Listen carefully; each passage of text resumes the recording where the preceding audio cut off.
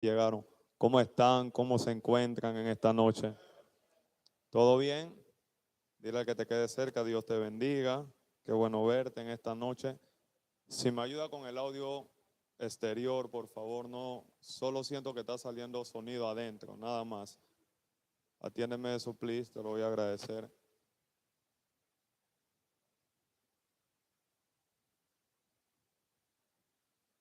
Gloria al Señor. Dios es bueno. Dele una ofrenda de palma a Jesús ahí donde usted está.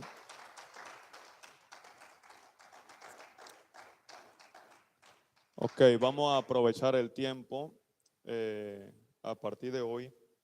Todos los miércoles estaba orando en estos días en casa mucho, meditando en el Señor, y el Espíritu de Dios me guió a iniciar o a volver o a retomar algo que habíamos iniciado, este ministerio, que era las enseñanzas expositivas, tomar un libro de la Escritura y ir desglosándolo, desarrollando los texto a texto.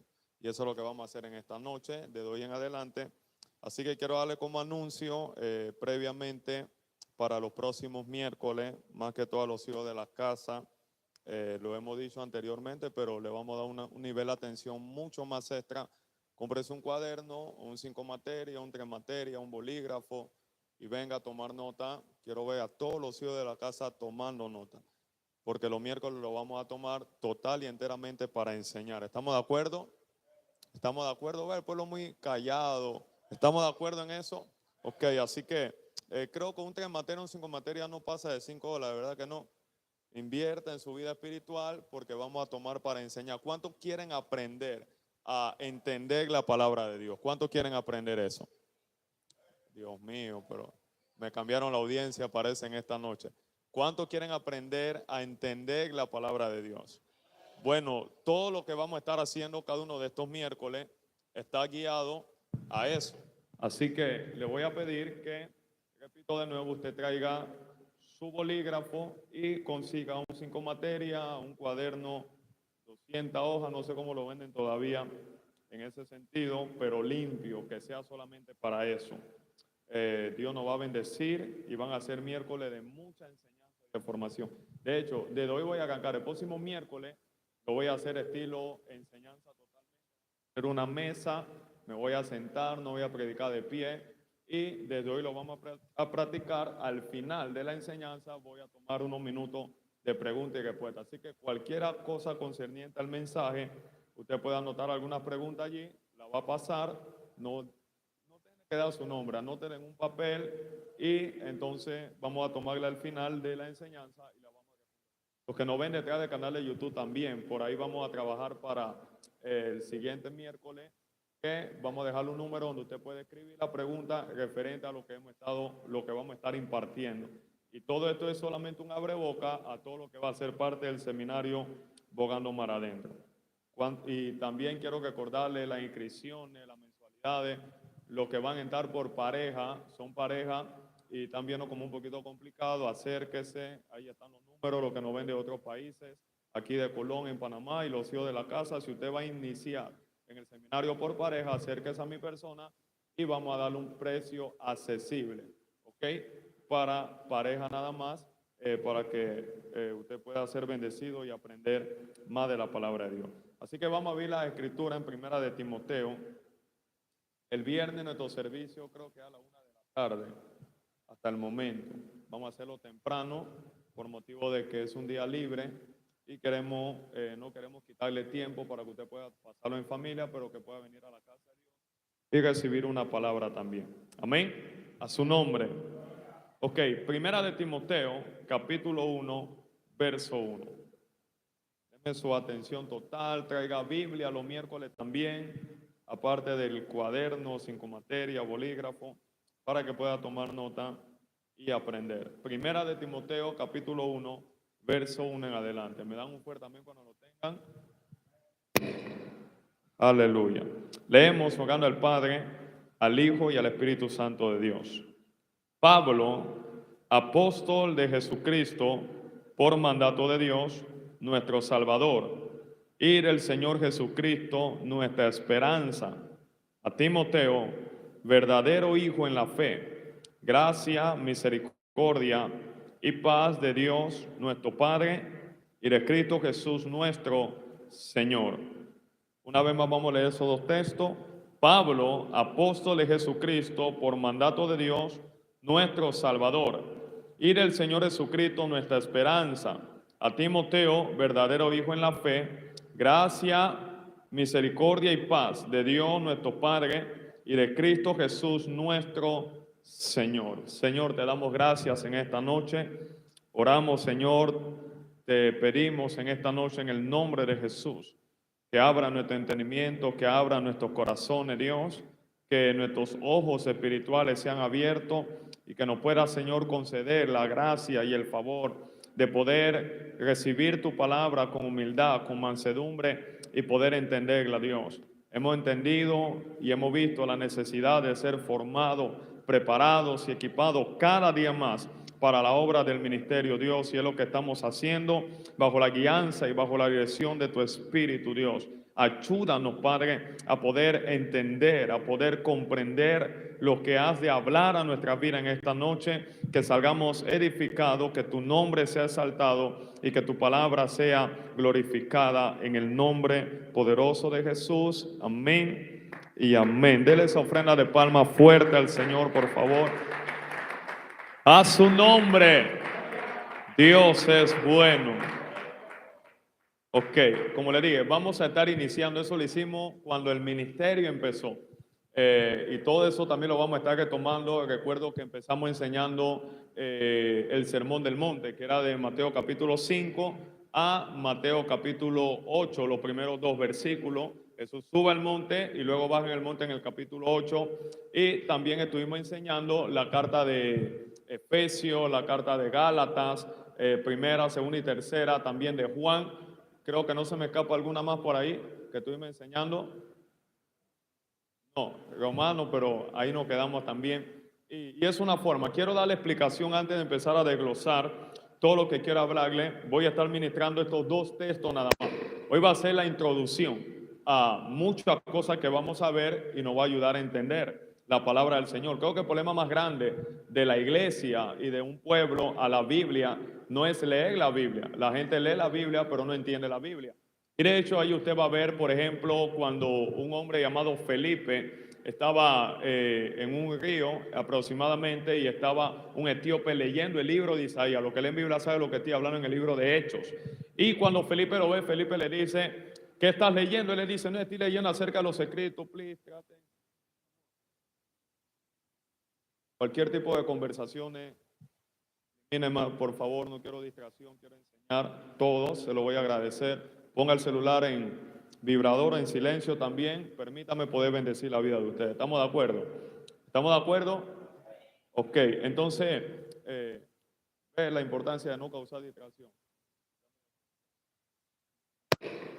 Ok, Dios mío, a su nombre sea la gloria. ¿Dónde queda? Ayúdenme ustedes.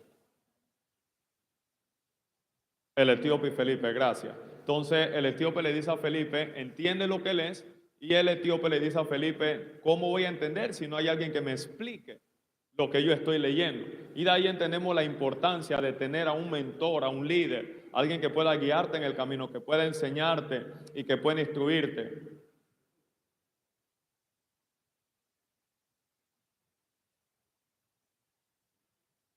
Okay. Entonces, ahí vemos la importancia de tener a alguien que te instruya y que pueda guiarte y que pueda formarte en el camino del Señor.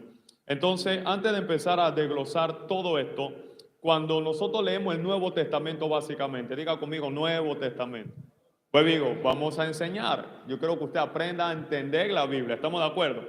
El Nuevo Testamento está compuesto de 27 libros. Están divididos los 4 evangelios, están las epístolas generales, y están las epístolas paulinas y también están las epístolas pastorales, sería la cuarta clasificación, y está el libro profético que viene siendo el libro de Apocalipsis. Repito de nuevo, los evangelios, Mateo, Marcos, Lucas, Juan, o también se le llama evangelio sinóptico, y están las epístolas generales que fueron cartas que no escribía el apóstol Pablo. Entre ellas está la carta de Pedro, primera, segunda y tercera de Juan, la carta de Santiago, las epístolas Paulina, que son aquellas que escribe el apóstol Pablo, de 27 libros del Nuevo Testamento, aproximadamente 13 están las epístolas pastorales, que entra Primera de Timoteo, Segunda de Timoteo, Tito también entra en las epístolas pastorales, Filemón también, que son epístolas o cartas. Cuando usted vea la palabra epístola, son cartas de carácter pastoral. Pablo la escribe a un hijo en la fe para tratar de corregir algunos comportamientos y algunos caracteres que se estaban dando dentro de la iglesia. Y como le dije, el libro profético, que es el libro de Apocalipsis. Así que básicamente la mayor parte del Nuevo Testamento se compone de epístolas o cartas. ¿Estamos de acuerdo en eso? Ok, estoy enseñando epístola o carta. Ahora, vea un detalle muy importante. Vamos a ver qué carta vamos a estudiar. Primera, estoy interactuando con ustedes. ¿Qué carta vamos a estudiar primera? ¿Cuántos capítulos tiene Primera Timoteo? 6 capítulos, ¿verdad que sí? 6 capítulos tiene esta epístola o tiene esta carta. Ahora, si yo le envío una carta a ustedes, quiero iniciar por allí. Todavía no he iniciado el mensaje. Quiero primero arrojar alguna luz y que usted entienda la importancia de este tipo de enseñanza. Y en el camino usted la va a amar y usted va a aprovechar o a sacar provecho de todo lo que Dios tiene para ustedes. O sea, si yo le envío a usted una carta queriendo comunicarle algo de otro país, digamos que yo no estoy aquí en Panamá, se la estoy enviando a otro país, y la carta tiene 4 hojas, vamos a poner que tiene 6 hojas la carta, 6 hojas, como tiene Primera de Timoteo. Si usted empieza leyendo la carta y no la termina, ¿usted cree que usted va a poder lograr captar o entender lo que yo le quiero comunicar? Ok, si usted no inicia leyendo en el inicio, valga la redundancia, y toma la carta a mitad, ¿usted cree que usted va a lograr entenderla leyéndola de mitad hacia adelante, ignora el principio? Tampoco. O si inicia leyendo el final de lo que yo le estoy diciendo, ignora todo lo primero que le dije. ¿Lo pueden entender? No. Entonces, cuando Pablo, vamos a empezar por ahí. Pablo es el autor de esta carta a Timoteo. Pablo es el autor, le escribe esta carta a Timoteo, que es su hijo en la fe. Se cree que esta carta fue escrita en el año 62, al año después de Cristo. Todo esto es importante que usted lo vea. Esto es contexto histórico, contexto lingüístico, también cuál era el idioma que hablaba el pueblo en ese momento. Estaba en una cultura griego-romana en ese momento, donde estaba predominando el emperador llamado César. Ahora, aparte de eso también, cuando Pablo escribe esta carta a Timoteo, ¿dónde estaba Pablo? Se cree que Pablo estaba ubicado geográficamente en la Odisea.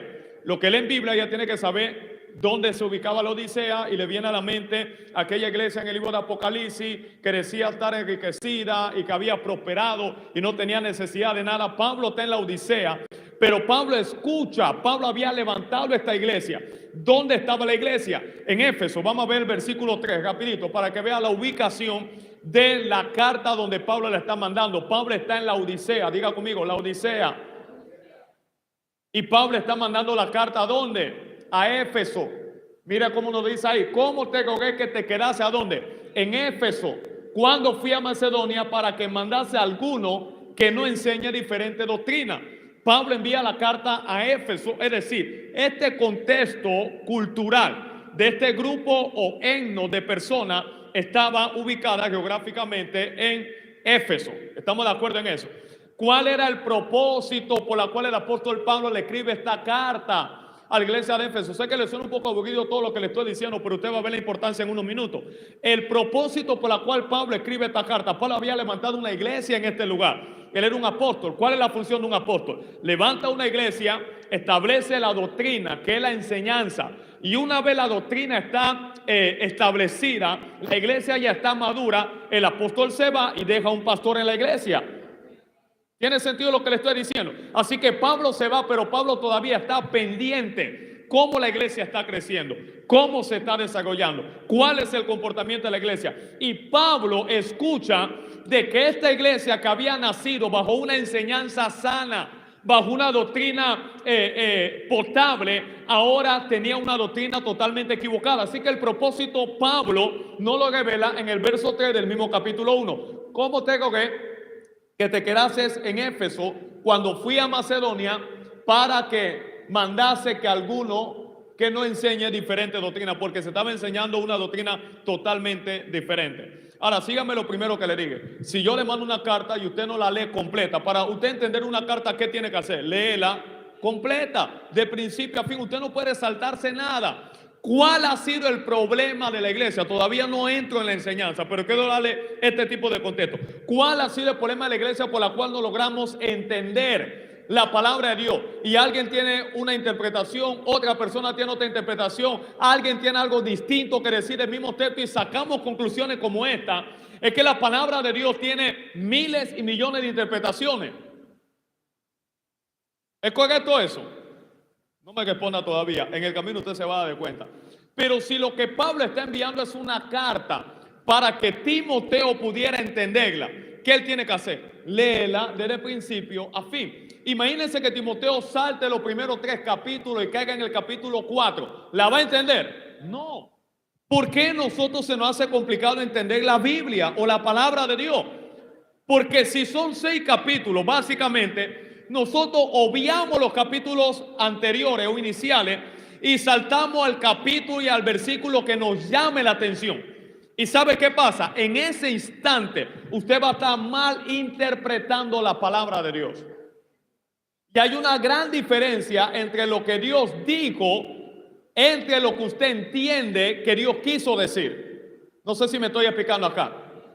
Repito de nuevo, hay una gran diferencia entre lo que Dios dijo, entre lo que Dios quiere, entre lo que usted cree que Dios quiso decir o lo que usted entiende que Dios quería decir en ese momento. Así que hay que separar esa cosa. Dios no es responsable por lo que Él no ha dicho. Dile eso al que te quede cerca. Dile, Dios no es responsable por lo que Él no ha dicho. Por ejemplo, déjeme tomarle un texto para entrar. ¿Cuántos han leído el texto que dice, cree en el Señor Jesucristo y serás salvo tú y tu casa? ¿Han leído eso? ¿Dónde está ese texto? Dame una iglesia bíblica. ¿En qué libro? En el libro de los Hechos. ¿Se recuerda en qué capítulo? ¿Qué versículo? No. Capítulo 16. Pablo le dice eso a un hombre que era guardia en una cárcel. Cuando él fue llevado a la cárcel con Silas, dice que cantando cántico de himno, a medianoche vino de repente y las cadenas se rompieron. Ahora, el carcelero que era guardia o seguridad de la cárcel, si él perdía a alguno de los integrantes que estaba allí preso, ¿qué le pasaba? Le quitaban la vida. Así que cuando él escucha el estrupicio de que viene de repente, hay un terremoto, básicamente la puerta de la cárcel, ¿sabe? Él dice, lo mejor que yo pueda hacer es matarme. Y Pablo le dice, mira, no te quite la vida, todos estamos aquí. Y Pablo le dice ahora, él le dice a Pablo, ¿qué haré para ser salvo? Y Pablo le dice al carcelero, diga conmigo, al carcelero. ¿Qué le dice Pablo? Cree en el Señor Jesucristo y serás salvo tú y tu casa. Ahí está el texto. Pablo le dio esa palabra al carcelero, no a mí. Tomar ese texto y decir que Dios me dijo a mí que si yo creo en Él, yo en mi casa vamos a ser salvos, es malinterpretar el texto. Ahora, ¿puedo yo creer por la salvación de mi casa y de mi familia? Claro que sí. Pero ese versículo Dios no te lo prometió a ti ni a mí. Fue una promesa particular para un hombre específico. ¿Me están siguiendo lo que estoy tratando de explicarle la palabra de Dios? ¿Están aquí conmigo todavía? Entonces, por eso, vuelvo y digo, la falta de todos estos principios, códigos y claves nos hace malinterpretar la Biblia. Y usted vaya entendiendo a lo largo de toda esta carta la importancia, usted va a entender que ser predicador no es para cualquier tipo de persona. Una cosa es hablar bien acerca de algunas cosas de la Biblia. Otra cosa es ser un predicador de la palabra de Dios. Esa es una responsabilidad muy alta. Y esa vara le queda muy alta a muchos hoy en día. Gracias por el entusiasmo de ustedes. A su nombre. Entonces, ¿a quién Pablo le dijo eso al carcelero? No te lo prometió a ti, no te lo prometió a ti, no me lo prometió a mí. Entonces yo no puedo tomar ese texto y decir, no, Dios digo que si yo creo en Él, yo en mi casa seremos salvos. No. Ahora yo puedo, vuelvo y digo, orar y creer. O Dios puede darme una palabra a mí específicamente de la salvación de toda mi casa. Pero no puedo apropiarme de eso como si fuera algo personal. ¿Qué pasa? El carcelero, el guardia de la seguridad cree y él y toda su casa instantáneamente se salvan. Porque cuando Dios dice algo, hay cumplimiento. Me estoy explicando acá. Ahora, habiéndole dicho esto, quiero decirle otra cosa más que es importante que usted anote, le va a ayudar. Cuando la Biblia, la palabra de Dios fue escrita en su original, no había capítulos ni versículos. Si yo fuera usted, yo anotaría eso, eso es importante. Cuando la Biblia fue escrita en el original, no había capítulo ni versículo. No existía 6 capítulos de Primera de Timoteo. No había 16 capítulos de Romanos. No había 16 capítulos de Primera de Corintios. No había 28 capítulos de Mateo. No existía eso. Era solamente toda una historia narrada o contada, ya, verdades escritas, plasmadas. De manera que los primeros lectores de la palabra de Dios, ellos tenían que leer completo absolutamente todo. Ellos no podían decir, déjame ir al capítulo 5, porque no existía eso. No existían los versículos. Y los que han estudiado un poco la palabra me van a la razón y saben que lo que yo les estoy diciendo es verdad. ¿Cuándo vienen las divisiones de capítulo y de versículo? Después de la reforma protestante, que se levanta Martín Lutero y plasma las 95 tesis afuera de la iglesia de Gutenberg en Alemania contra todas las enseñanzas que el imperio catolicismo estaba levantando, estaba enseñando en ese momento: la venta de indulgencia, el pago por la salvación, la reencarnación y toda esta cosa, el purgatorio. Martín Lutero se levanta leyendo la Biblia, plasma sus 95 tesis. Después de ahí en adelante, años después, 2 décadas aproximadamente, viene por primera vez, históricamente hablando, lo que se conoce como la imprenta. Cuando viene la imprenta para ayudar a los lectores de la palabra de Dios, entonces se le da capítulo y versículo, porque si de pronto usted estaba leyendo, por ejemplo, versículo 19, vamos un momentito allá, estamos en Timoteo, versículo 19, manteniendo la fe y la buena conciencia, desechando la cual no favor en cuanto a la fe alguno. ¿Cómo usted podía hacer una división de saber dónde usted había quedado si no había versículo, no había capítulo, todo era corrido? Entonces, para ayudar a los lectores, se le da ahora, cuando viene la imprenta, después de la reforma, los capítulos y los versículos. En otras palabras, lo que le estoy diciendo es que los capítulos y los versículos que usted tiene en su Biblia no son parte de la inspiración de Dios. Y a veces, para entender la palabra, usted tiene que obviar capítulo y versículo. Porque lo que para nosotros en capítulo y versículo está dividido, para Dios, a través de cada uno de estos autores, era una sola historia, era un solo mensaje, era una carta. Déjeme poner otro ejemplo rapidito para entrar donde quiero. ¿Cuánto han escuchado ese famoso texto? Llévame allá, por favor, Primera de Corintios, capítulo 3. Déjeme tratar de buscarlo aquí, versículo 7, por ahí debe estar. ¿Estamos aprendiendo algo hasta ahora? Voy de menos a más. Hoy estoy en la introducción, no he entrado ni vamos a entrar de lleno en la enseñanza, estamos en la introducción. Quiero que usted entienda, Segunda de Corintios capítulo 3, versículo 6.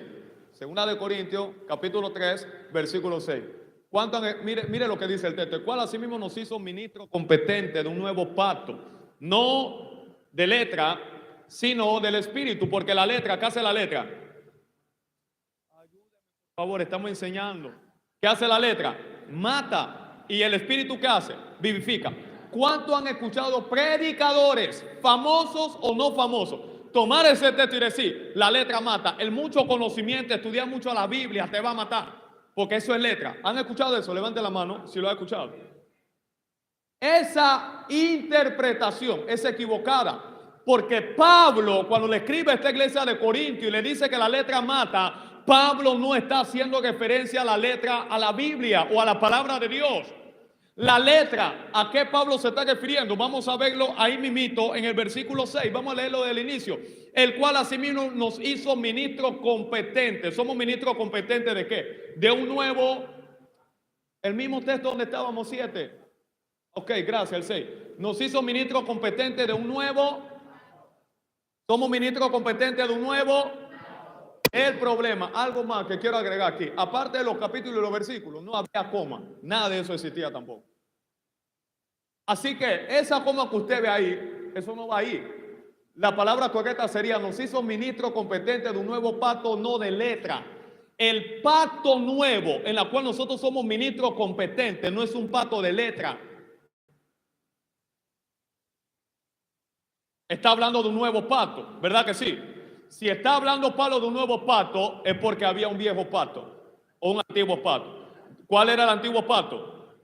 Los mandamientos, las enseñanzas que Dios le da a Moisés en el monte de Sinaí, en el libro de Éxodo, capítulo 20. ¿En qué se la escribe Dios? En tablas de piedra.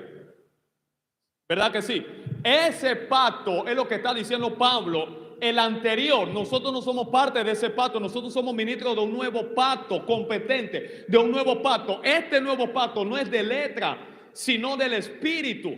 Ahora, ¿cómo es el pacto? Ya Dios no toma la palabra y la escribe en una piedra con letra. Él toma la palabra y te la mete en la mente y en el corazón. Ese es el nuevo pacto del espíritu. Y es lo que él sigue diciendo, porque la letra mata. ¿Cuál letra? La Biblia. No, amado, sino el antiguo pacto. Porque el antiguo pacto te mostraba la suciedad a través de cada uno de los mandamientos que había en nosotros. Era como un espejo, pero no podía quitarte la mancha. Ahora viene el nuevo pacto y te hace ver tu necesidad de Dios, pero te da la capacidad de limpiarte también. Dios mío. El Espíritu vivifica.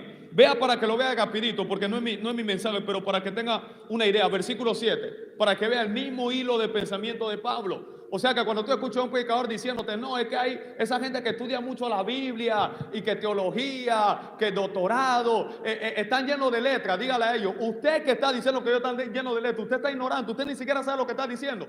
Porque cuando Pablo se refiere a la letra, no está hablando de conocimiento. El único interesado en que tú no conozcas la palabra es el diablo. Y de hecho la Biblia dice que el pueblo perece por falta de ¿qué? De fuego, de unción, de dones, de poder. No, de conocimiento. Estamos llenos de fuego, estamos llenos de power. Unción hay en todos nosotros, pero ¿qué es lo que carecemos? Conocimiento. Y por eso cualquier viento de doctrina mueve la iglesia. ¿Usted me está entendiendo lo que le estoy diciendo? Mira el hilo de Pablo, ahí mismo. Y si el ministerio de muerte grabado con letras en piedra fue con gloria. Mire el ministerio de muerte que Pablo habla. ¿Cómo era el ministerio de muerte? Estaba grabado ese ministerio de muerte con letras en piedra. Y fue con gloria. Tanto que los hijos de Israel no pudieron fijar la vista en el rostro de Moisés a causa de la gloria de su rostro, la cual había de perecer. ¿Cómo no será más bien con gloria el ministerio del Espíritu? Está hablando de dos ministerios, de dos pactos. ¿Se da de cuenta? No está hablando de estudiar la Biblia. Hay iglesias que tienen una tendencia de no preparar a su gente en la palabra. ¿Será que entre más ignorante es el pueblo, podemos manipularlo más? ¿Podemos extorsionarlo más? Mire, yo le digo esto con temor, pero esa ha sido la realidad por años. Por eso es que si usted parte de esta iglesia, usted tiene una persona que lea Biblia, que escudriñe Biblia. Ahora yo sé que usted la lee. Le estoy dando ahora llaves en esta noche para entender lo que usted lee. Gracias por ese entusiasmo de usted. Dios mío. Ok, volvemos a primera de Timoteo entonces. Déjeme seguir enseñándole algunas cosas. Hay 6 tipos de predicaciones y ya entro en el tema. ¿Cuántos tipos de predicaciones hay? Para los que quieren aprender, anoten ahí. Vamos a tener un tiempo y venía conversando con la pastora, los intercesores, please, para que tengan un conocimiento. Con todo el respeto, es solamente una instrucción de parte mía. Los servicios los miércoles vamos a tratar de iniciarlos a las 6:30. Empezamos orando. A las 7:15 más tardar, entréguenme el micrófono. Vamos a aprovechar al máximo la enseñanza. Manejen el tiempo, please. Vamos a tener un tiempo de oración nada más. Venimos, oramos por cada una de las peticiones y entramos inmediatamente en la enseñanza. No vamos a exhortar la generosidad. La generosidad va a ser al final de la enseñanza. ¿Ok? Porque queremos tomar un tiempo de enseñar al pueblo, de formar al pueblo. ¿Estamos de acuerdo en eso? Así que le pedimos que llegue temprano. Y si podemos iniciar a las 6 de la tarde orando y clamando, mejor todavía. A su nombre. Entonces, hay 6 tipos de predicaciones. Anote ahí lo que quieren aprender. 6 tipos de predicaciones. Número 1, está la predicación textual. Predicación textual. Es un tipo de predicación muy usada. Por ejemplo, la predicación textual, un predicador o una predicadora, cualquiera de los dos, dicho sea de paso, puede tomar un texto de la Biblia y te predica desde ese texto, te arma un mensaje, desde un texto te arma un mensaje. Yo lo he hecho varias veces, eso se llama predicación textual. Está predicando desde un texto, no desde varios textos, desde uno solo. Por ejemplo, alguien que tome Mateo 6:33, ¿qué dice Mateo 6:33? Más busca primeramente el reino de Dios y su justicia, y todas estas cosas os serán añadidas. Parte de ahí, esa es una aplicación textual, se va a basar en el verso 33 del capítulo 6 para predicar, para comunicarle un mensaje al pueblo. No va a salir ahí, él no va a brincar a Marco, no va a ir a Timoteo, no va a ir a Filipenses, no, porque ese es un mensaje textual. ¿Estamos de acuerdo? Número 2. Predicación temática es la más utilizada hoy en día. Predicación temática. Una predicación temática, o puede ser una enseñanza temática también, es donde una persona formula un tema y de ese tema se basa en varios textos para formar el tema. Por ejemplo, usted quiere hablar del amor de Dios. Hay tantos textos a lo largo de toda la Biblia que habla del amor de Dios. Por ejemplo, usted iría a 1 Corintios, capítulo 13, que habla de la preeminencia del amor. Esa es una predicación temática. Y usted dice, mi mensaje está titulado bajo el tema el valor y el poder del amor de Dios en la iglesia. Y desde ese tema, ya usted hace un tema, usted coge 1 Corintios capítulo 13, verso 1 y parte de ahí. Se puede ir también a Juan capítulo 3, verso 16, de tal manera amó Dios al mundo, quería a su Hijo unigénito, y empieza a hablar del amor de Dios. O también puede hablar de la santidad y toma varios textos para formular un tema de la santidad de Dios. O puede ser cualquier otro mensaje. ¿Estamos de acuerdo? ¿Entendieron eso? Cualquiera pregunta, vaya anotándolo, démela al final. Vamos a tomar este tiempo porque queremos formar. Y déjeme decirle esto de paso, rápido, hago otro paréntesis. A Jesús le tomaba, según le echar fuera un demonio, sanar un enfermo, hacer un milagro. Por la gracia de Dios, y ustedes son testigos más que nadie, en este ministerio hemos visto sanidades, milagros, liberación. Aquí no somos una iglesia de palabra nada más. Aquí vemos el poder de Dios, experimentamos la unción de Dios. Hemos visto personas con cáncer recibir sanidades, personas que no podían tener hijos, concebir hijos. Hemos visto a Dios liberando endemoniados, pero eso no es tan difícil de ver, porque Dios no tiene problema en usarte. El problema de Dios con la iglesia es formarnos. Y un ministerio sin formación solo tiene momentos, no futuro. Por eso que Jesús levantó a Lázaro en un segundo. Lázaro, ven fuera, salió. Pero ¿cuántos años le tomó formar a los discípulos? 3 años y medio al Hijo de Dios. Si usted quiere formar a sus discípulos en 2 clases. No, paciencia, oración, llenura del Espíritu. Porque no es fácil bregar con distintos caracteres, idiosincrasia, forma de pensamiento. Toma tiempo formar a una persona. Pero la formación está basada en que usted sabe que usted no es eterno, y el día que usted no esté, usted está formando la vida de alguien para que esa persona pueda valerse de sí mismo mañana. Eso es lo que estoy tratando de hacer. Que usted va a llegar a su casa y usted va a abrir la Biblia y usted la va a entender, no solamente la va a leer. Yo no voy a estar ahí con ustedes. Pastor, ¿qué significa eso? ¿Qué quiere decir eso? Usted ya va a tener la herramienta para poder hacer ese trabajo. Y le voy a enseñar con todo este tipo de enseñanza cómo se hace. De una manera sencilla, pastor, yo no tengo hebreo, yo no tengo griego, no tengo arameo, tranquilo. Llevando este patrón que le voy a enseñar, usted va a poder hacer ese ejercicio. Y no le va a ser tan difícil. Amén. Entonces, número 3, tercer tipo de predicación. Coge el tiempo, predicación biográfica. Dígalo fuerte, predicación biográfica. Cuando hablamos de predicación biográfica, tomamos la figura de un hombre o de una mujer de la Biblia. Por ejemplo, hace años yo prediqué bajo la vida de Juan el Bautista. Esa es una predicación biográfica. De la vida de Juan el Bautista yo formulé un tema y resalté atributos y resalté aspectos de la vida de Juan que eran importantes y contemporáneos con la iglesia de Cristo. Por ejemplo, la iglesia, Juan le preparó el camino a Jesús. La iglesia está llamada a preparar el camino para la segunda venida de Cristo. Juan dijo, es necesario que yo mengue para que Él crezca. La iglesia está llamada a menguar para que Cristo crezca. Y hay un montón de analogías similares entre Juan y la iglesia. Eso es una predicación biográfica. Usted puede tomar la figura de Moisés y empieza a resaltar el carácter de Moisés, la forma de pensar de Moisés, la búsqueda de Moisés. Esa es una predicación biográfica. 4. Este tipo de predicación es muy común hoy en día también, se va a gozar. Le llamo yo a esto predicación ensalada o batido. Predicación ensalada o batido. Por ejemplo, el pastor empezó a hablar acerca, bueno, hoy quiero compartirle acerca de Denme un tema ustedes. Vamos rápido, estamos en enseñanza de la liberación. Y empezó a hablar de la liberación y después la liberación saltó no a la segunda venida de Cristo y después la segunda venida de Cristo empezó a hablar del falso profeta y la bestia de Apocalipsis y después habló acerca del arca de Noé. Y cuando se termina la prédica usted dice, ¿y de qué habló el pastor o el predicador? Nadie sabe, porque fue un montón de flechas lanzadas para diferentes lugares a ver a dónde pego. Y aunque eventualmente esta prédica nosotros nos escondemos diciendo, no, Dios me cambió el mensaje, eso es mentira, Dios no le cambió el mensaje. Sencillamente ese individuo, hombre o mujer, no se preparó. Sé que esto que yo estoy enseñando no le va a sentar bien a todo el mundo, pero la visión que Dios me dio levantar una reforma bíblica.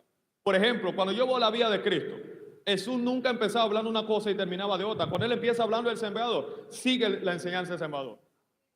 Cuando empieza hablando del trigo y la cizaña, siga hablando del trigo y la cizaña. Mateo 18 está hablando del perdón y mete otra parábola y siga hablando del perdón. Jesús no saltaba de un lugar a otro. Es decir, si queremos tener éxito y efectividad en nuestra predicación y enseñanza, tenemos que ser personas enfocadas y direccionadas a donde quieres dar. Apunta al blanco. Entonces, este tipo de predicación, ¿alguien ha escuchado este tipo de predicación? De todo un poquito. Pastor, el culto estuvo tremendo, la prédica estuvo poderosa. ¿De qué habló el predicador? Nadie sabe, porque un batido, una ensalada, de todo un poco. ¿Ha visto eso? 5. Predicación impositiva. Dígalo, predicación impositiva. Todo esto le tengo que decir, no estoy dando vuelta. Tengo que explicarle todo esto para entrar en lo que quiero llegar. Porque ya si usted va a poder identificar una predicación bíblica, sana, clara, de un tipo de comunicación donde nadie sabe lo que quiere decir. 2 horas habló el predicador, no dijo nada, nada dijo.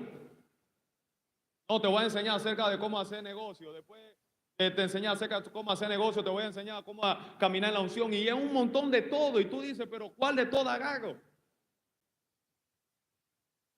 A que nos conviene, ese es el problema. Entonces, en la predicación impositiva, eso está bueno, que puedan comentar lo que usted quiera. Estamos aprendiendo. La predicación impositiva, este tipo de predicación ahora, es donde el predicador o la predicadora le impone a la palabra sus pensamientos, sus ideas, sus emociones y su criterio. Bueno, las 5 piedras que David utilizó para vencer a Goliat simbolizan los 5 ministerios. ¿Eran piedras literales o eran piedras figuradas? Primera pregunta. ¿Eran literales o figuradas? Eran literales. David no estaba. Eran piedras literales que David tenía. Entonces tú le estás imponiendo, en ningún texto de la Biblia dice que tenía que ver con los 5 ministerios. Y si eran los 5 ministerios, David derriba al gigante con una piedra. ¿Cuál de los 5 ministerios fue que derribó? Algunos dicen, no, el ministerio apostólico. ¿Y dónde queda el profético, el evangelístico, el pastoral y el del maestro? No tiene ningún tipo de influencia para derribar gigantes. Es que la espada de Goliat simboliza y empezamos a imponerle a la Biblia lo que no está ahí. Por ejemplo, yo he escuchado a predicadores también tomar el texto de Pablo, como le dije, que la letra mata. Eso es imponerle a la Biblia lo que no está. Pablo no estaba hablando de conocimiento. No, Pablo dice que todo lo que él aprendió bajo los pies de Gamaliel, él lo tuvo por basura. Nunca Pablo dijo eso. Pablo desechó y tuvo por basura no lo que él aprendió con Gamaliel, sino los doctorados que él tenía, fariseo de fariseo, saduceo y todas estas cosas. Y él mismo la afirma por causa. Mire, déjeme ver si se la encuentro, por favor. Permítame. ¿Se está gozando en esta tarde? Creo que en el capítulo 2, déjeme ver cómo lo ayuda acá. Nombre. Sé que es Filipenses. Si alguien me ayuda.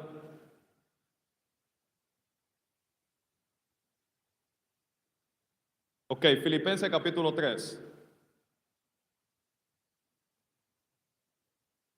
Filipenses capítulo 3, verso 8. ¿Ha escuchado eso de predicadores? Ten cuidado, eso hay que aprender mucho, el conocimiento te puede volver loco.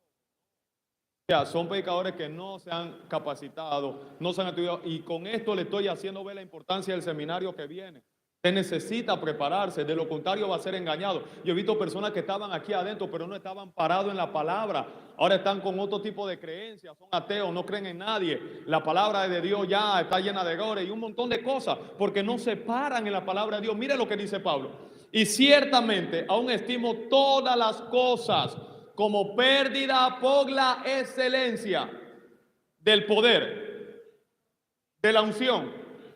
¿De qué? Del conocimiento de quién. De Cristo Jesús, mi Señor, por amor de lo cual lo he perdido todo y lo tengo por basura. ¿Qué Pablo tenía por basura? ¿El conocimiento de Cristo? No. Si él mismo empieza diciendo que él no estimaba todas las cosas como pérdida por alcanzar la excelencia del conocimiento. Usted no ha escuchado la expresión que dice el conocimiento es poder. ¿Qué hace el gobierno para seguir oprimiendo al pueblo? Llámese Panamá o cualquier otro país, mantenerlo en ignorancia. Por ejemplo, permítame hacer otro paréntesis y decirle, lo que a ti te va a prosperar no es la cantidad de horas que tú trabajes, no es el posgrado, ni la maestría, ni el doctorado que tú tengas en la universidad, porque el gobierno te da la capacidad de prepararte, de ser un buen profesional, pero ¿a dónde no te educa? En manejar dinero. Y por eso la gente que más dinero gana son la gente más endeudada y más miserable, porque a ellos no les interesa que tú tengas una buena posición, ay Dios mío, mientras que tú no aprendas a manejar dinero, tú vas a ser pobre toda la vida.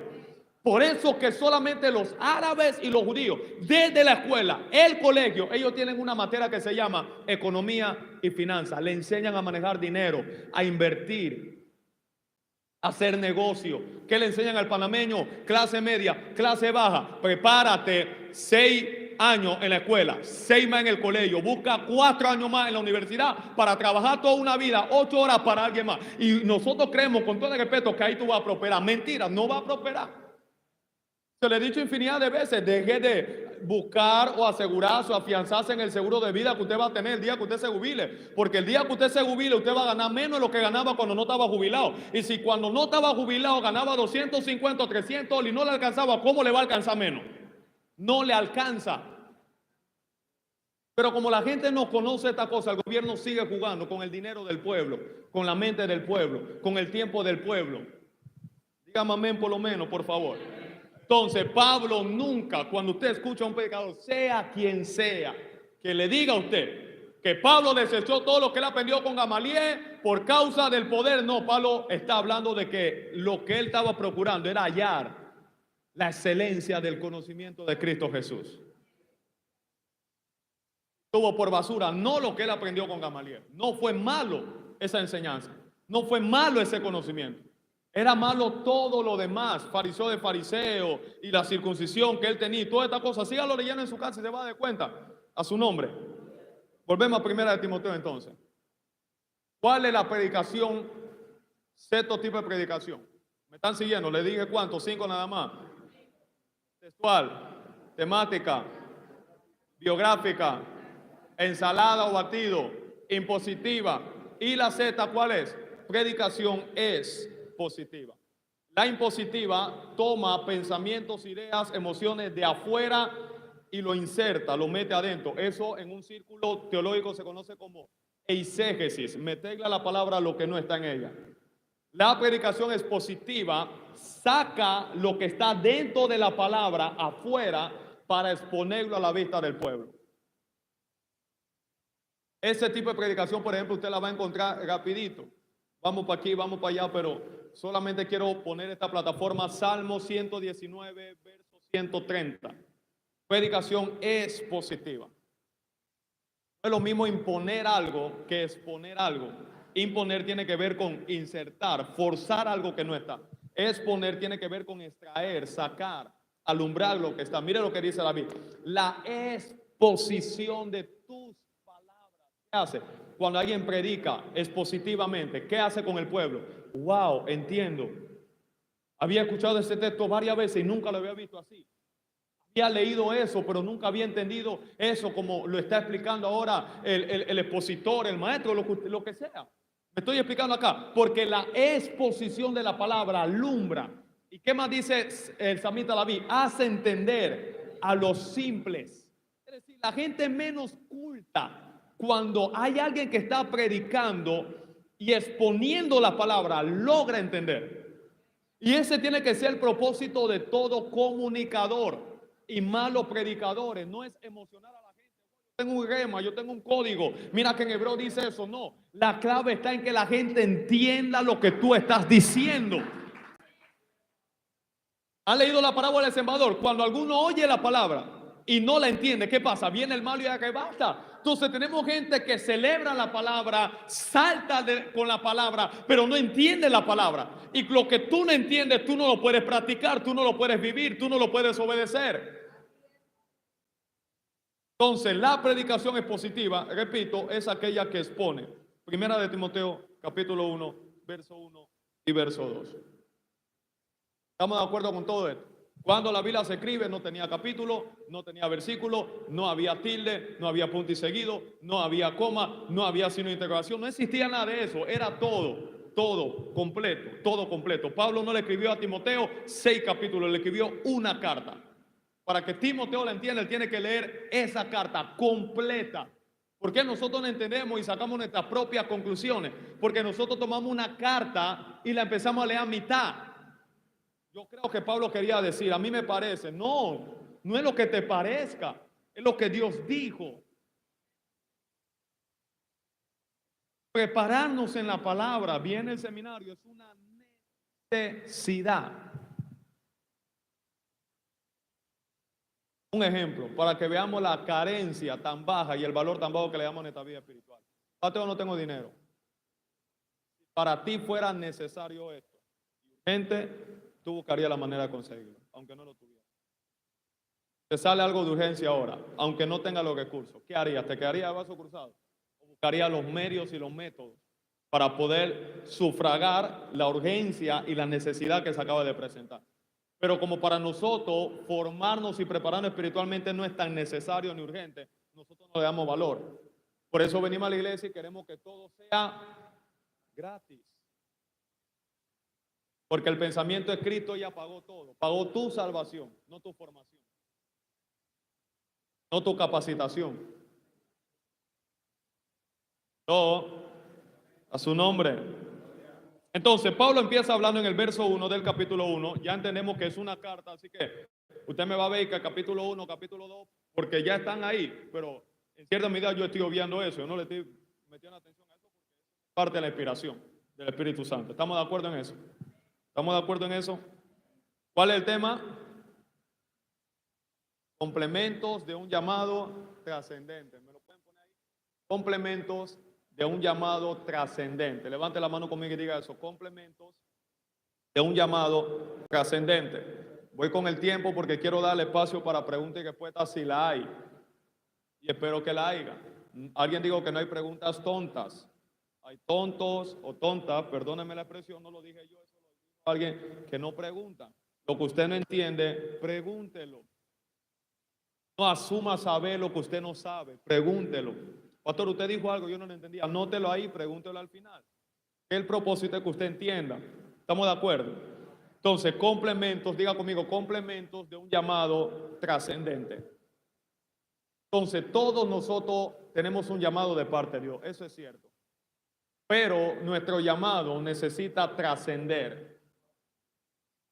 Hay quienes portan un llamado de parte de Dios, pero su llamado no trasciende.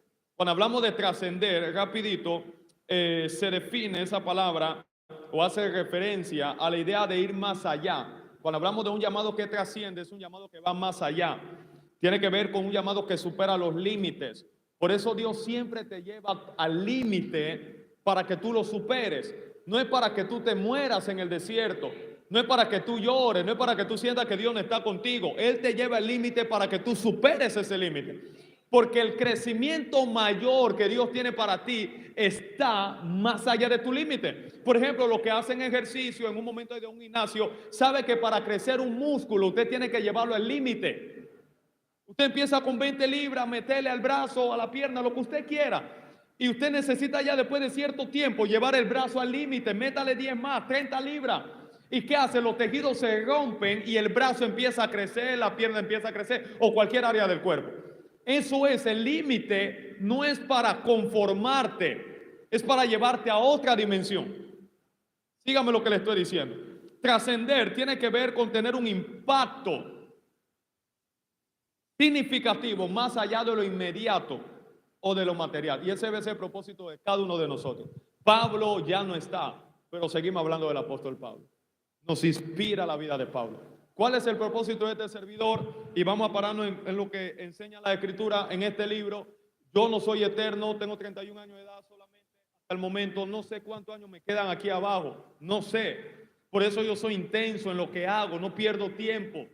Usted me está entendiendo acá, pastor, usted no se cansa. Usted hace demasiadas cosas. Es que tengo que aprovechar el tiempo como sabio. No sé si mañana me voy a levantar. Pero lo que sí sé, por lo menos, si hoy yo me voy de esta tierra, yo sé que a mí no me van a recordar con lástima.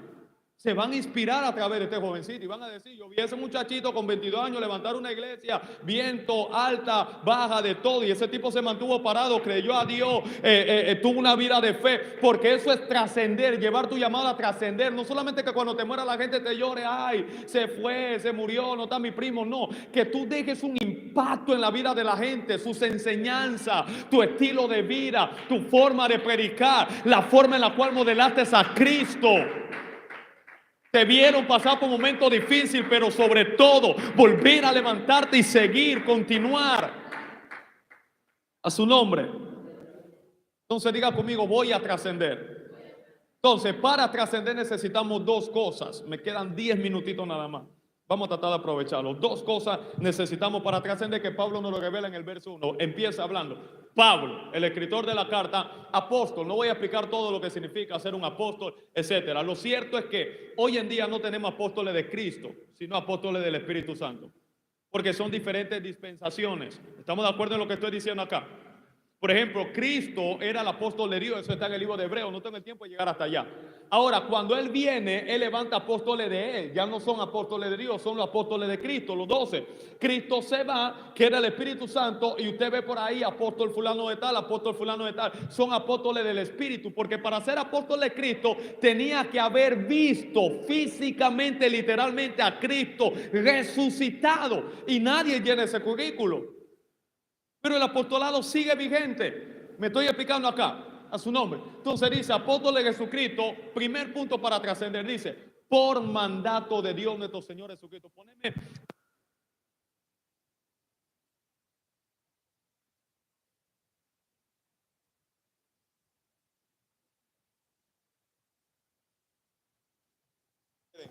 En la comunicación de la palabra, sean diligentes. Padre Camaso, yo lo corrige, sean diligentes, sean personas de excelencia. Usted no me puede dejar una batería por un mes ahí pensando que no se va a gastar. Se va a gastar, cámbiala porfi. A su nombre, denle una ofrenda de palma al Señor. Pero fuerte, por favor. Gracias. Hagan el conteo, desde hoy ya el domingo me la tienen que cambiar, una nueva. ¿Ok? ¿Estamos de acuerdo? Ya el domingo no puede estar esa ahí. Se va a acabar y después me dio el mensaje, son interrupciones. Nos cortan el fluir de lo que Dios quiere hacer. Amén. Ok. Pablo, apóstol de Jesucristo, dice ahora este texto, nombrado por mandato de Dios, para que nuestro ministerio trascienda. Todos tenemos un llamado, ¿verdad que sí? Y Pablo empieza describiendo lo que él es, apóstol, pero él no va a decir qué tipo de apóstol era, no un apóstol inventado, no un apóstol nombrado por los hombres. De hecho, él habla a la iglesia de Galacia, no vamos a ir allá, capítulo 1, verso 1 dice, Pablo, apóstol de Jesucristo, no de hombre, ni por hombre, sino por Cristo Jesús. Entonces, para que nuestro llamado trascienda, vaya más allá del límite, para que impacte e influencie, tiene que ser un llamado donde nosotros seamos nombrados. Escúcheme por favor y anote lo que le estoy diciendo. Seamos nombrados, enviado y aprobado por Dios. No es lo mismo ser llamado por Dios que ser aprobado en el llamado que Dios nos hace. Mire todo lo que, o sea, cuando Pablo escribe ese solo texto, Pablo está dando un cúmulo de información a su hijo espiritual Timoteo y a la iglesia que va a leer la carta. No le está hablando cualquiera persona. Pablo levanta la iglesia en Éfeso, se va de Éfeso, deja la iglesia bien y él empieza a escuchar que la iglesia se desvía de la enseñanza. Y Pablo tiene que recordarle su autoridad apostólica o el llamado que él portaba. ¿Y qué hace Pablo ahora? Pablo le quiere afirmar una vez más que el llamado que él tenía no era de hombre ni por hombre. No me ungió un hombre, no me llamó un hombre. Fui comisionado, enviado y aprobado en mi llamado por Dios. Entonces Dios puede llamarte hoy, pero en el momento que Dios te llama no es el momento que Dios te aprueba ni que te envía. Y eso se une con lo que le hablé el miércoles pasado. Fuera de tiempo, pero dentro del tiempo. Dios te llama hoy miércoles 16 de abril, pero no te aprueba el mismo día que Él te llama, no te envía el mismo día que Él te llama. Él llamó a Cristo a los apóstoles el día que lo escogió, pero no lo aprobó ni lo envió hasta el día que Él se fue al cielo. Cuando Él muere y resucita después del tercer día, Él lo envía y le dice, vayan y sean testigos en Jerusalén, en Judea, en Samaria, hasta lo último. Es decir, para que tu llamado trascienda, impacte, no solamente necesita una voz, una experiencia sobrenatural, necesita la aprobación y ser enviado por Dios. Este es uno de los el primer complemento a un llamado trascendente. Diga conmigo, aprobado y enviado por Dios. ¿Qué hace la aprobación y el envío de Dios? Cuando Dios te envía, ¿sabe lo que está pasando? Dios te está mandando su respaldo. Yo me puedo montar aquí en el altar y si ahora yo quiero, ahora mismo con todo mi lado se lo digo, yo puedo bajar, yo puedo poner mano, yo puedo ministrar. Estoy habilitado. Porque no solamente estoy llamado por Dios, ya yo fui aprobado, voy a fluir en los dones del Espíritu. Usted lo ha visto, el viernes pasado el poder cayó, el domingo pasado el poder cayó. Va a pasar. Porque ya tengo la aprobación de Dios. Es como cuando Dios le dice a David, mira, todo lo que esté en tu corazón, hazlo. Tiene mi aprobación. Entonces, en otras palabras, Pablo nos está enseñando, no hagas nada hasta haber sido aprobado por Dios, hasta haber sido enviado por Dios. Espera la aprobación. No, yo tengo el don para cantar. Tienes el don, tienes el llamado para cantar, para tocar un instrumento, para predicar la palabra. Pero no basta tener el llamado, necesita ser enviado, aprobado. Mientras el heredero es niño y nada difiere el esclavo hasta que es, ¿qué? Puesto bajo tutores, bajo curadores hasta el tiempo señalado. En el tiempo señalado el Padre lo envía. Cuando Él es enviado, Él tiene la autorización del Padre, tiene la aprobación del Padre. A su nombre. ¿Estamos de acuerdo acá? Y número 2, nos dice después, apóstol de Jesucristo nombrado, dice esta traducción, por mandato de nuestro Salvador y de Cristo Jesús, que nos da, quien nos da esperanza. ¿Dónde viene nuestra esperanza? De Él.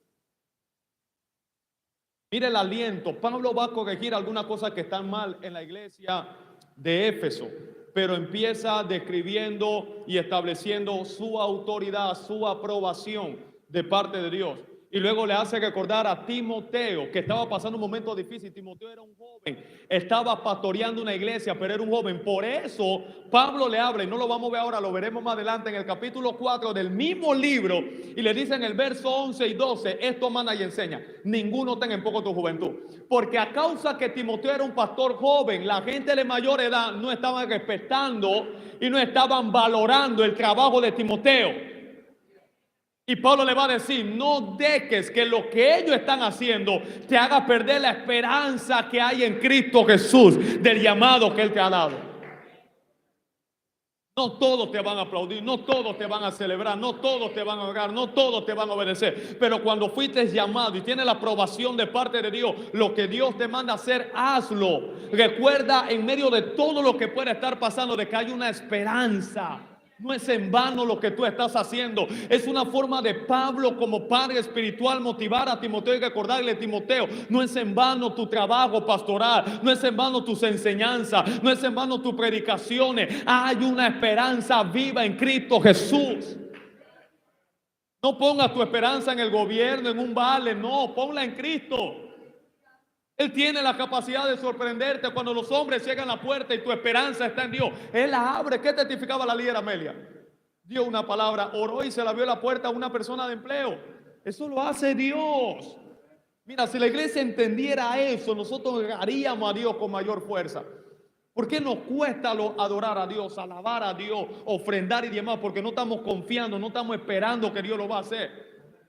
Vivimos cuadrados en lo que nosotros podemos producir y dejamos a un lado la fe, que es más poderosa que cualquier cosa. Número 2, y nos vamos ya. Pasamos el tiempo de preguntas y respuestas, que me interesa bastante. Otro complemento importante para que tu llamado trascienda, es lo primero que Pablo le quiere recordar a Timoteo. Y nos lo dice en el verso 2, vamos a poner la Reina Valera normal. Ponme la Reina Valera normal. Verso 2.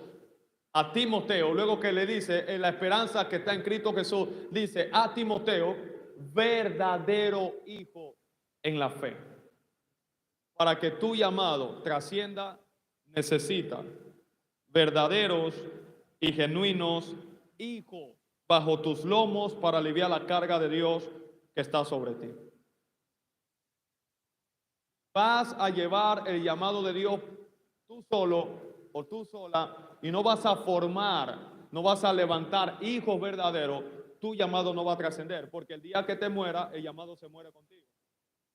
Pero cuando tienes hijos verdaderos, el día que tú no estés, los hijos continúan con lo que una vez tú iniciaste. En otras palabras, el hijo es el encargado de llevar el legado de la visión de Dios a las próximas generaciones. Pablo no está en Éfeso. ¿Qué Pablo hace? Pablo va con un vuelo de avión para llegar a Éfeso. No, yo estoy en la Odisea. ¿Qué hace Pablo? Yo tengo un hijo verdadero.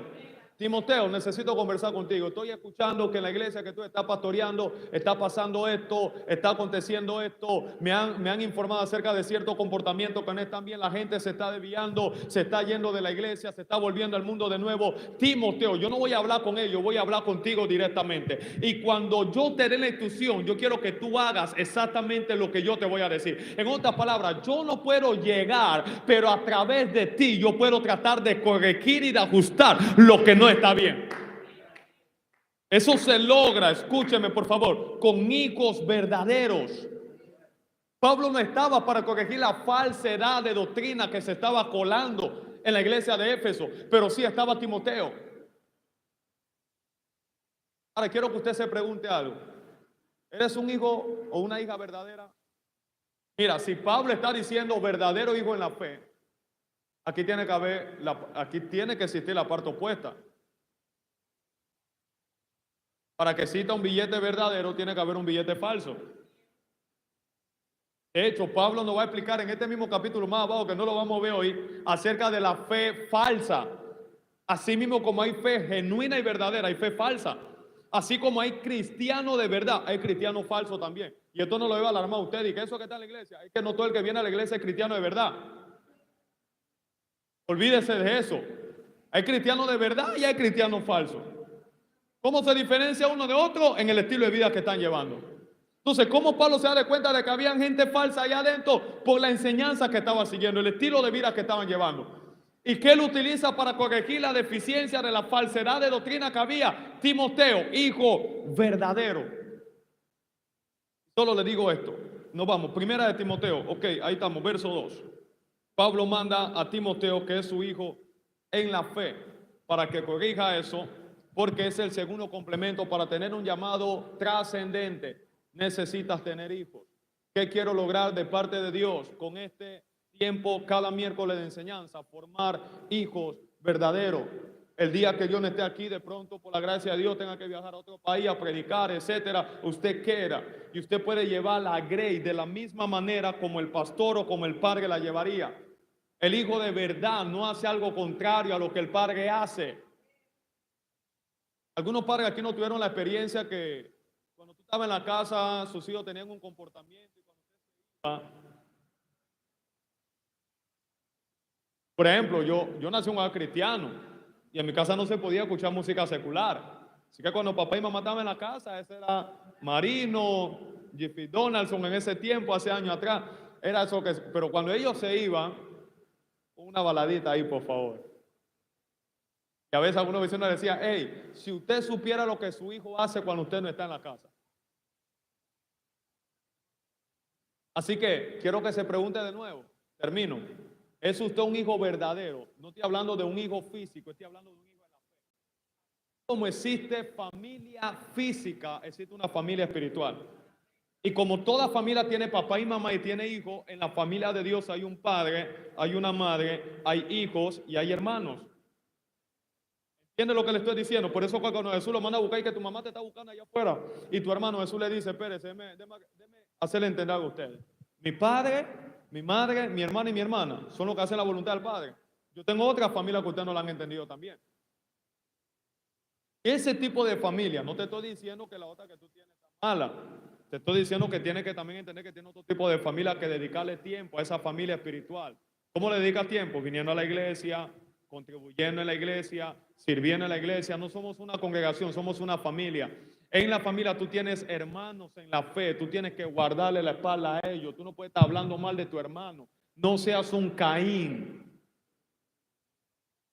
En la familia de la fe tú tienes a un papá espiritual que puede que tenga menos años que tú, que era el problema de Timoteo. Timoteo era joven y de repente Timoteo, póngale que tenía 25 años de edad.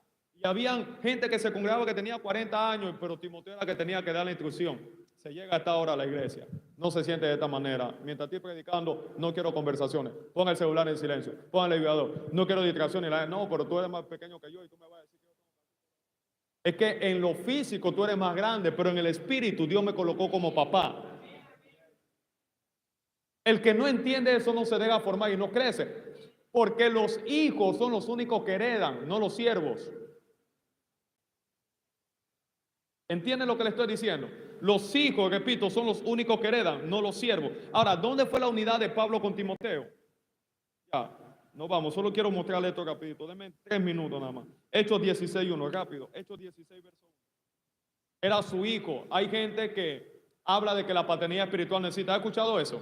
Yo no creo en la paternidad espiritual, eso es una manipulación. Bueno, ahí está en la Biblia. Si Pablo le está diciendo que Timoteo era su hijo verdadero, quiere decir que Pablo era su padre.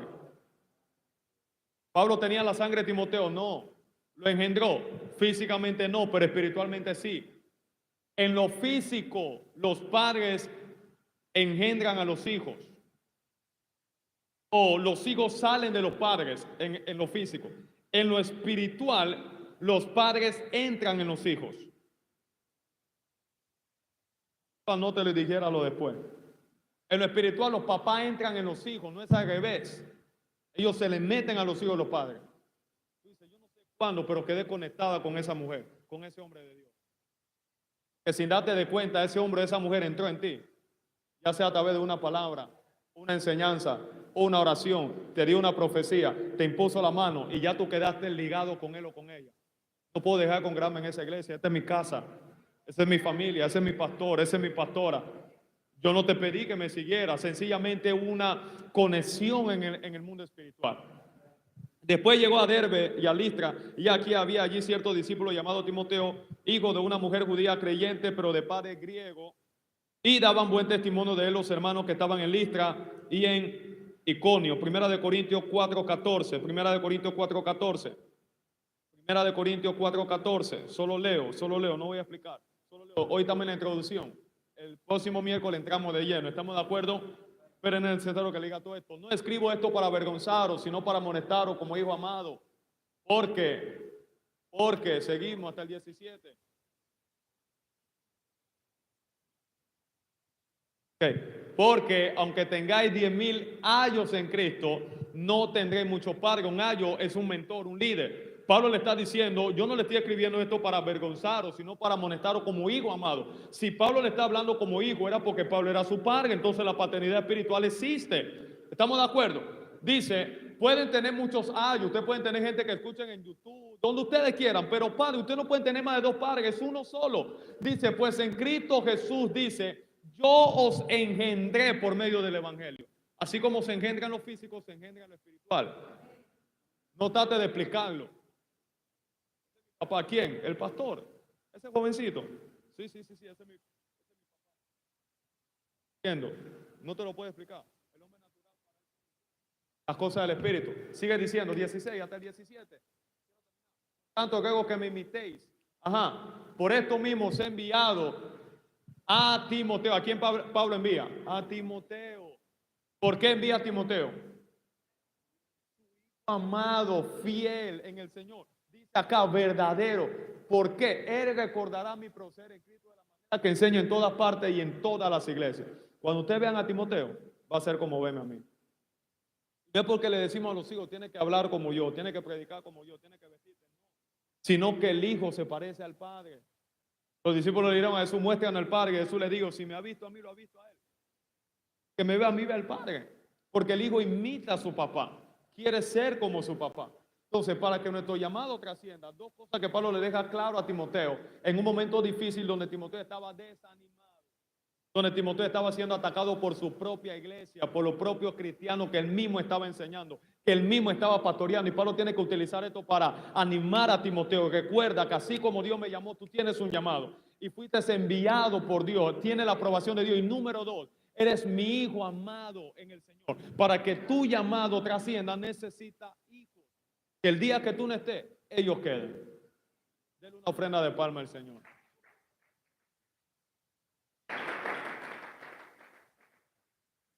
¿Alguna pregunta? Se quedan allá atrás para ver. ¿Alguna pregunta de los hijos de la casa? Oramos y nos vamos.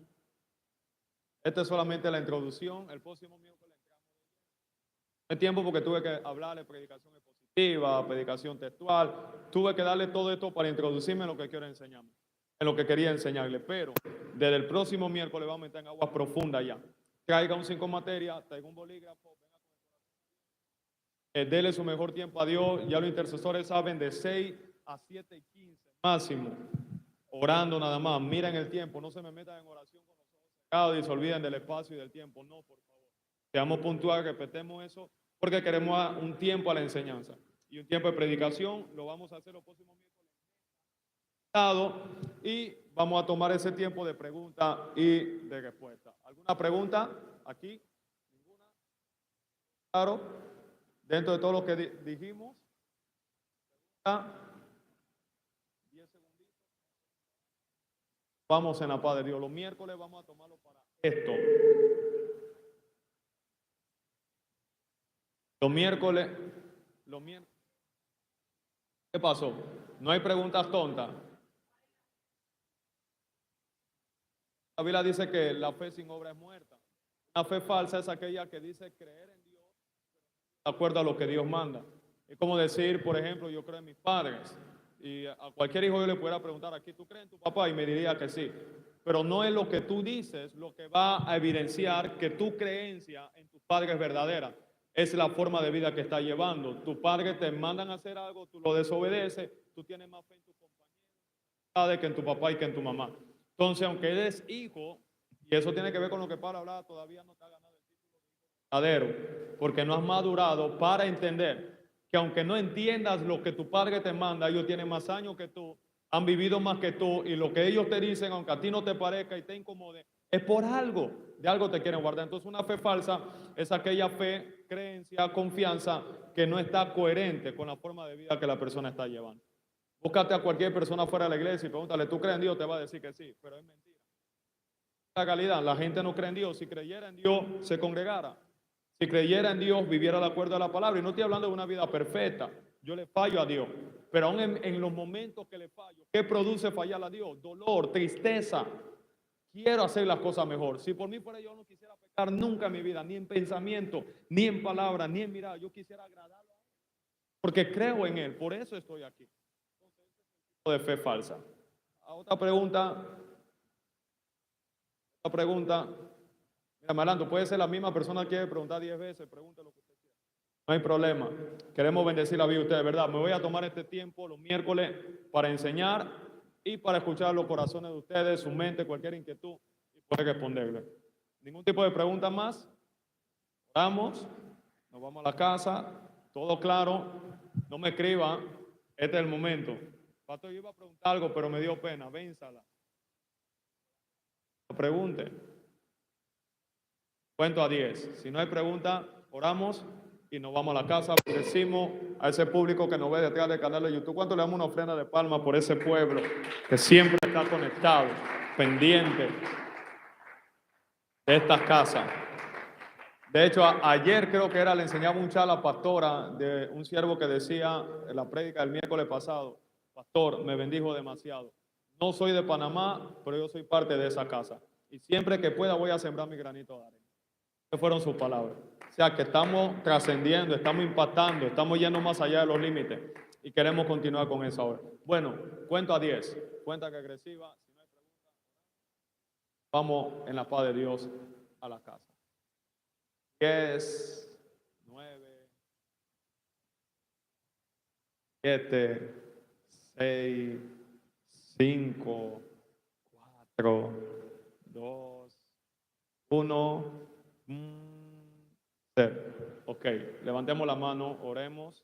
Los que nos ven detrás del canal de YouTube, les recordamos nuestro seminario Bogando Mar Adentro. Son 8 clases, son 2 meses, cada clase es un día. Posiblemente ese seminario va a tomar lugar los lunes, posiblemente tome lugar los lunes, son 2 horas de impartición, vamos a tener un tiempo de administración y en ese seminario también vamos a tener un tiempo de pregunta y de respuesta. Para mayor información de la inscripción de la mensualidad, escriban en los números que aparecen en pantalla del flyer, ahí lo va a poder ver, más 500 07 309 3455 y ahí le van a dar toda la información. Si es de Panamá, hay un precio. Si es fuera del país, tiene otro precio. Si va a ingresar por pareja, tenemos un ajuste accesible para usted también. No se pierda esa oportunidad de aprender y de ir más profundo en la palabra del Señor. Dios, gracias por tu palabra. Gracias por este momento. Gracias por este tiempo, Dios. Bendecimos tu nombre. Te exaltamos, te adoramos. Y te damos gracias por este tiempo donde hemos disfrutado tu palabra, Señor, donde hemos podido abrir juntamente el rollo y el pergamino, Señor, en esta noche para inquirir, como hizo Esdras, como hizo Nehemías en su momento, tu ley, Padre. Gracias por el poder que hay en tu palabra. Oro para que abra nuestro entendimiento, para que despierte, según la profecía que escribiste en tu palabra a través del profeta Amós, esos tiempos de hambre y de sed. Hambre y sed de tu palabra, no de pan ni de agua. Tráelo de vuelta, Señor, un pueblo que ame tu palabra, que disfrute tu palabra, que se deleite en tu palabra. Yo bendigo a cada oyente, Señor, en el nombre de Jesús. Y oro para que esta palabra, Señor, pueda dar fruto y pueda ser prosperada en cada uno de sus vidas. En el nombre de Jesús, guarda nuestra salida de este lugar, nuestra entrada a nuestros hogares, Señor. Llévanos con bien. Que tu paz, Señor, sea con nuestras vidas, Señor. Levantamos cerco y vallado de protección.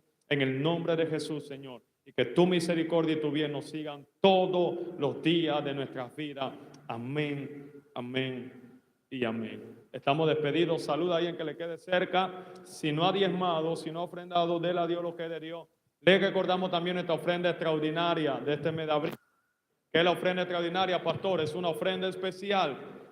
Usted puede acceder a uno de los sobres, escribe su nombre, pone ofrenda extraordinaria. La ofrenda extraordinaria para la casa de Dios. Necesitamos comprar pintura, necesitamos trabajar el tema de la baldosa, necesitamos comprar cielogazo de Gison, y cada una de esas semillas es para contribuir al crecimiento y a la expansión de la obra de Dios. Dios le bendiga. El viernes a la 1 de la tarde en nuestro servicio, 1 de la tarde.